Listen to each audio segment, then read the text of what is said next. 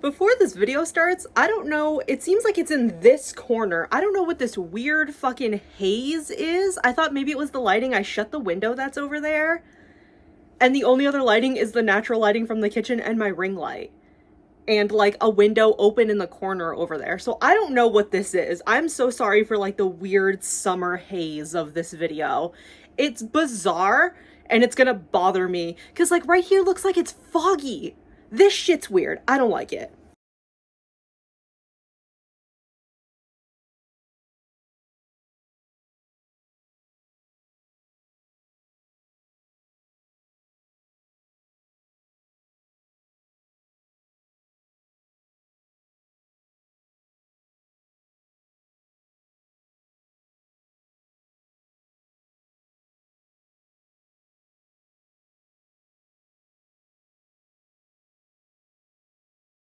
The infographics with all the most breaking news and the latest atrocities that Israel's committing on with the genocide and the ethnic cleansing that they are doing to Palestine and the citizens of Palestine.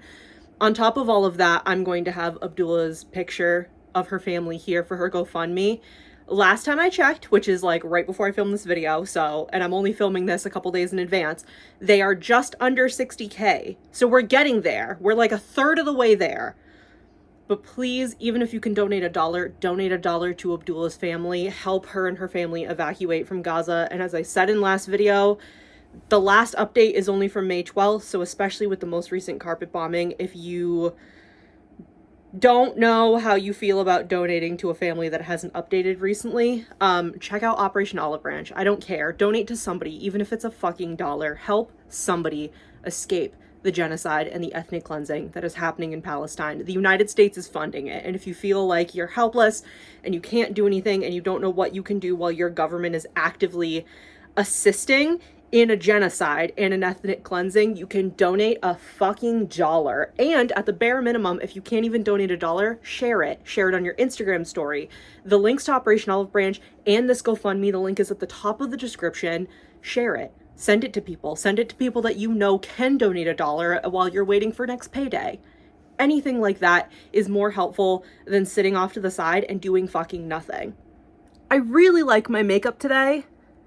I think putting teal hearts, 2 giant teal hearts on my cheeks, was perhaps a mistake.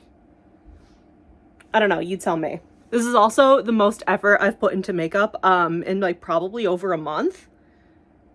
It's for the gays. Okay, I don't know. This video is gonna be weird because between the weird fucking fog, the like Silent Hill trying to infiltrate my life in this corner over here, and the fact that my tripod is so fucking like shaky, I think it's slightly broken because everything I do to try to like tighten it and keep it straight, the actual part of the tripod that's like holding my phone in place, like tips back and forth, and it's so annoying. But I have a little mini book haul today. I would like to make kind of like a couple low effort videos because as I said in last video on Saturday, it went up on Saturday. As I said in Saturday's video, my life is a lot's happening. I'm not mentally stable. Thank you for asking. I never was to begin with, but I'm really like being tested. The universe really said we would like you to be one of our strongest soldiers. Here are multiple tests. We're putting you through like Herculean efforts. And I never signed up for that shit. So, kind of a low effort video. I have a bag. It's not a full bag. There's only this much. I have a bag of books that I got recently when I went on vacation with my mom, mid-May, the week that I took off, so whatever week that was. Took a vacation with my mom. Okay, this is not doxing. I was like thinking about it. I was like, do I give the like, exact location or am I doxing myself? This is not doxing myself. Niantic, Connecticut. Because I saw an Instagram video about this like literally 2 days ago of people talking about it. In Niantic, Connecticut, there's this place called The Book Barn. And it's this like, there's 3 locations in the town of Niantic, and it's basically like used books. Some of the books are new, but the Book Barn like doesn't buy them. It's just like people buy them and then donate them because they don't necessarily want them. It's called the Book Barn, And it literally, like, that's what it is. You bring books there. You bring books to one of the locations and you trade them in, and they take whatever they take. I don't know what their criteria is. I don't fully understand it. I know, like, cookbooks, they only take, like, specialty cookbooks. It's so hazy and weird in this corner, and I can't stand it because I feel like I look much clearer over here, and then this is where the haze is. It might be my ring light. They take whatever books that they take, and they can either give you a check for, like, the amount, or they give you, like, a little card, and it's, like, basically, like, their version of the debit card in their locations, where you can use it to purchase books from their selection out of their 3 locations. My mom and I have been going for a couple years now because I was raised by a librarian. My mother's a librarian, and as you can tell, I know there's a whole shelf of albums, but, like, as you can tell, I'm a book bitch as well. So we go every year, and this year I got a decent amount. I feel like I got more than I got last year. But there's also, I got like 5 more from what I'm going to show you. Oh, that's a little scratch. I was wondering what that was. I got like 5 more from what I'm going to show you, but I brought them home and they were ones I already had off of, like, this shelf here because I didn't make a list this year. Go in with a list. Go in so you know what you're looking for, because I haven't really been able to find a lot for myself. And this year, none of these things were, like, on a list, really. They were just ones that I found and decided I wanted to take home. So you should go to Niantic if you like books. You can get shit out of the book barn. And they also have, like, the mini libraries. They have them, like, all over town, and it's so cute because any of the books that the book barn didn't take, my mom just put them in the libraries. And she's delighted by it. So here's my little book haul. It's not Pride themed. I'm sorry that this year Pride is not, like, super themed on the channel. I'm gonna try to do better next year. I already said that in, like, last week's video. I did put effort into my makeup, though. Is this anybody's flag? Like a blue, green, and, like, a yellow? Like teal palette? Is this anybody's flag? If it is, let me know in the comments, because if so, this is for you, babes. I don't know if you can tell by the spines and everything, but I am collecting the Magic Treehouse books. When I was little, I think it's the 3rd one. When I was little, I loved the Magic Treehouse books, and I only read up to, I think it is the 3rd. Hold on.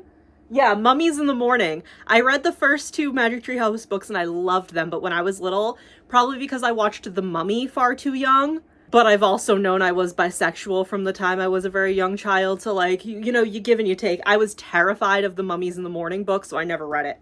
But I've been collecting, like, all of the Magic Treehouse books, so I was able to find a couple of, like, the Merlin Adventures. Cool, with cool stickers. So I got the Winter of the Ice Wizard. And it has, like, see, this is how much it was. This was a fucking $1. The most expensive the books are at the book barn. Mom got a hardcover, like, specialty special interest book last year, and I think it was at max $10, but the price of it from, like, wherever the people bought it before they donated it to the book barn on the back of it was, like, up to $40. So, book barn, bitch. So I got Winter of the Ice Wizard, and what's the other one I got? I also didn't take the sticker off of this one. Oh, you can see the list that I brought with me and then completely fucking ignored. And I got Merlin Missions, Christmas in Camelot. I don't know what the fucking difference is between the regular Magic Treehouse book and the Merlin Missions, but you know what was my favorite Magic Treehouse book when I was little? Because I was too scared to read them in chronological order because of the Mummies in the Morning. But I would randomly, in, like, the little libraries that your school would have in, like, I don't know if this is relatable or not, especially because I know that the American education system is desperately underfunded because we need money to send bombs to bomb innocent brown people. You know, like, we have to murder Palestinians for shits and gigs because our bestie Israel said so. But we also don't have money to... Oh, I fully fucking scratched the cover of this book. That's good. Anyway, in public school, when I was growing up, like, they had the library in the school, but then each classroom would have, like, a small library. And I would always pick up, of the Magic Treehouse books, Earthquake in the Early Morn. I don't know what it was about that one. One of my fucking favorites. So yeah, Christmas in Camelot and Winter of the Ice Wizard. Are those the only 2 Magic Treehouse books I got? Yes, they are. So everything else were just like random books that I picked up, because between like bookmarking things on like an Amazon wish list to like, you know, when you go to Barnes and Noble or you go to the library, whatever, to like check them out and use them, I didn't take stickers off of any of these. So that's what I'm actively doing. This one I'm about to show you was also only $1. I don't know. And then I just started looking because half of the stuff that I was looking for I couldn't find anyway. And I'm a hardcover bitch, so I was also looking for copies of books in hardcover, but everybody probably buys the hardcovers. So everything else I just grabbed. I got this book called Breadcrumbs.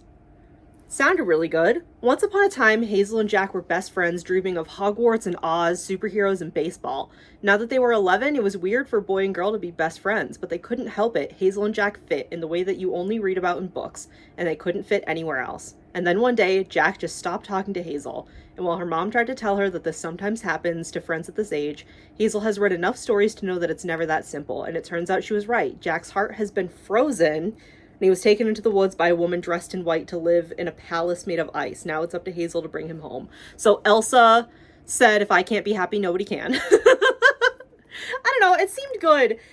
I might start reading it because it seems like if the characters are 11, you know what I mean? It seems like a younger marketed like chapter book. Oh shit, it has pictures. I flipped through this twice and went by each picture.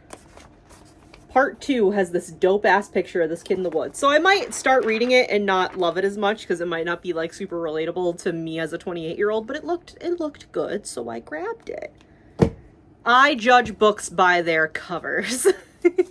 I got this book, it's called Gossamer, and like look how glitter. I did like yellow glitter today, so you know a bitch loves glitter. By Lois Lowry? Why does that name sound familiar? What else have I read by Lois Lowry? I don't remember.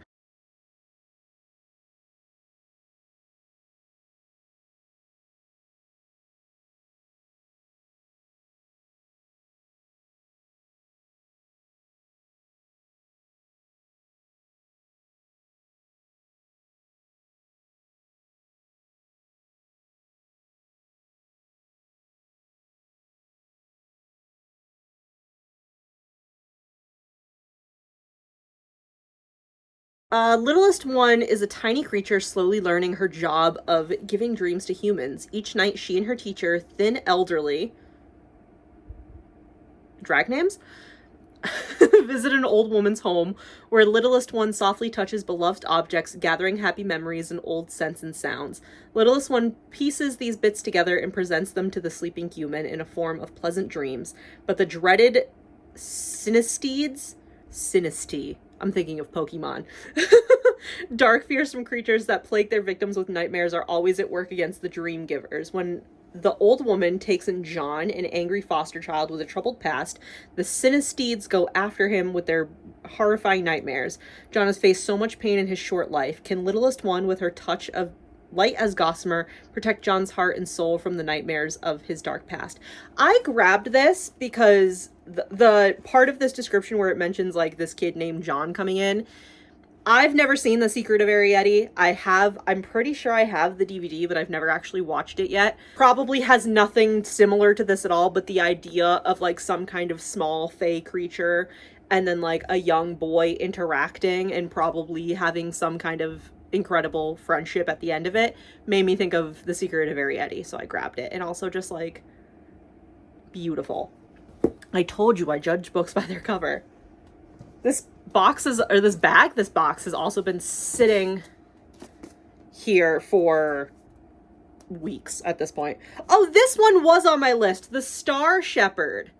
I've had this on like my list, my like book list forever. The original price of this was $17.99. I got it for, you can't see that because of the haze, $5, bitch. When the world first formed, night was black and filled with dark creatures. The elders knew their people couldn't survive under such threat, so they made the ultimate sacrifice. They gave their hearts to the sky in the form of brightly shining stars to keep evil away. Now 11-year-old Kiro, I hope I'm saying that right, Kyro, Kiro, is a star shepherd like his father. He spent his life tucked away on the outskirts of town in Dren.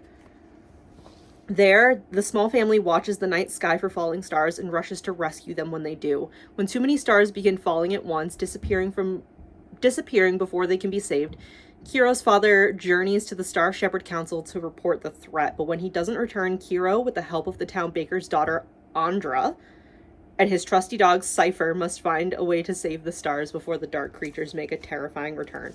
It sounds so good. And also, what are the other two books that I read? I know one of them is The Girl Who Drank the Moon. Yeah, it's The Girl Who Drank the Moon. And then there's another one, and I think it's up there. Because I have my books put away. Yeah, I can see it, but I can't remember the title. I'll put it here. I think it's by Tahira Mafi. It very much reminded me of that. Like, two characters that, like, have kind of, like, a destiny or a purpose already that then get joined by, like, a random, like, a little rando, and they go on a trip together, and it's, like, you know, kind of like younger kids being cool, so that reminded me of those. Oh, I was like, I thought there was one more book. It's the bottom of the bag. It has like a hard thing. This one was also on my list, and it was $6. You can't read that from here. It was $6. Price on it for US is $18.99. So let's fucking go. See, I'm telling you. You like books. You should go to Niantic. Also, Niantic is just like nice to visit. We do like a weekend trip because it's really hard for my mom to do like long distances, like, and long car rides like multiple times a day. So, but I got this one summer.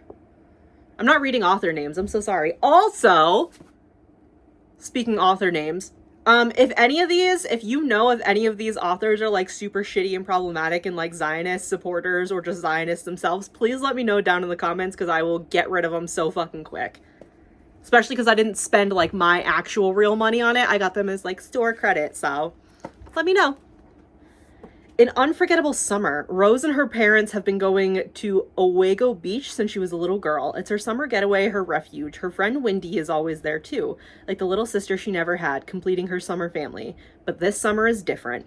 Rose's mom and dad won't stop fighting, and Rose and Wendy have gotten tangled in a tragedy in the making in the small town of Owego Beach. It's a summer for secrets and heartache, and it's a good thing Rose and Wendy have each other. Love it. Love this book. I have a couple other graphic novels. I can't see all of them because they're on two very separate shelves. Right above this shelf is graphic novels, then there's another shelf, and then the one up top are how I separate them. But this one has been on my list since I found like a lot of the other ones, so I'm glad I was finally able to snag it. I don't know. I can't see the price on this because there's a written 24 in here, but there's no fucking way because I did not spend that much. But it's Warren the 13th and the All-Seeing Eye. This is right up my fucking alley. Like, weird, occult, like, spooky, but also so silly. Right up my fucking alley. Meet Warren the 13th. He's a lone bellhop, valet, groundskeeper, and errand boy for his family's ancient hotel. It's a strange, shadowy mansion full of crooked corridors and mysterious riddles, and is just the right home to a magical treasure known as the All-Seeing Eye. But if Warren is going to find the hidden treasure, he'll need to solve the several other mysteries first. What is the strange creature lurking in the hotel boiler room? Who is the ghostly girl creeping around the garden hedge maze? And why is the hotel's only guest covered in bandages? Full of puzzles, secret codes, outrageous inventions, and hundreds of intricate illustrations, Warren the 13th and the All-Seeing Eye will delight and confound readers of all ages. Oh, it says answer key? Okay, so 1, it says, what is the strange creature lurking in the hotel boiler room? Sorry, we're not at liberty to discuss that. Who is the ghostly girl creeping around the garden's hedge maze? Surely she's just a figment of your imagination. And then, like, it says why is the only hotel guest, like, wrapped in bandages? It seems rude to ask, wouldn't you agree? Beware, reader, this volume contains witches, secret codes, monsters, mazes, and other sinister material. And then you can see, I think that's the hotel's only guest wrapped in bandages. Like, this, it was on, like, a little display thingy. Like, inside cover. It was on a little display thingy. And I snatched it up one day because it just looked fucking incredible and so silly. Like, this, it very much is giving, like, Sims 2 occult with all of the personality and like 1991 Addams Family. Like, this is my shit in a book. I can't wait. That might actually get me to start reading again. Damn. Oh shit, it's our last book. Okay, I'm probably gonna pronounce this wrong and I'm so sorry. I'm gonna do my absolute best to say it fucking correctly, So if it is horribly wrong, please forgive me. I also took a picture of this and sent this to my friend because she is Indian, and this specifically talks about the characters being Indian. Ashwini, if you're watching this and I pronounce the names in this incorrectly, please come get my ass. I need to be corrected. The white woman needs to be taught, okay? It's Tamarind? Oh my god, Tamarind and the star of Ishta. Don't know if that's how you say that at all. In a house full of secrets, she must find where she belongs. Tamarind has never met her Indian mother. Is it Chinti? Or is it the S sound? Who died shortly after she was born, but when her father marries, Tamarind sent to India to stay with her family she has never met before in their atmospheric ancestral home. That is a tongue twister. A huge mansion high in the Himalayan mountains. Oh my god, I'm like second guessing myself so bad that I'm stuttering over words that I do know how to pronounce. Her arrival in India brings culture shock, secrets, and unanswered questions. What is the tension between her father and her family? Why will no one talk about her mother? Instead of answers, she is greeted with ominous silence. Taking refuge in the lush gardens one moonlit night, she follows a friendly monkey to find an abandoned hut in a glowing star ring and meets Ishta, a mysterious mountain girl. Tamarind will unravel the family mysteries at the heart of who she is. The original price was $18.99, and where does it say? It was $4. It was $4 fucking dollars. This one got me like actually super excited. And this might be the book I pick up next, even though I have so many books on my bedside table. I don't even want to talk about it. Because what I do is when I read a book, I put it on my bookshelf. Except for these, because I haven't read all the Magic Tree House books in my lifetime. But it's a weird system in my brain, but it makes sense. So any books that I read go up on the bookshelf, especially if I really like them. So every book that I get, because I haven't read it yet, stays over by my bed, and I pretend like I'm going to read them anytime soon, and instead I read fan fiction on AO3. What I have started trying to do is I took a book off the very top bookshelf on this side, because again, all my books are put away alphabetically. I am the daughter of a librarian. I don't know what to tell you. I started taking those down, and like I'm trying to read them one at a time. The first one I grabbed, it's the first book on that bookshelf. I read it when I was like in high school. I remember that. I read like 3 chapters and I haven't touched it since, and I read the 3 chapters like a month ago. So this I might actually read like soon, because it seems really, really good. And like, look how beautiful it is. It's just, don't lie to yourself, Heather. You're probably not going to read them anytime soon. I'm poor, so having things is nice.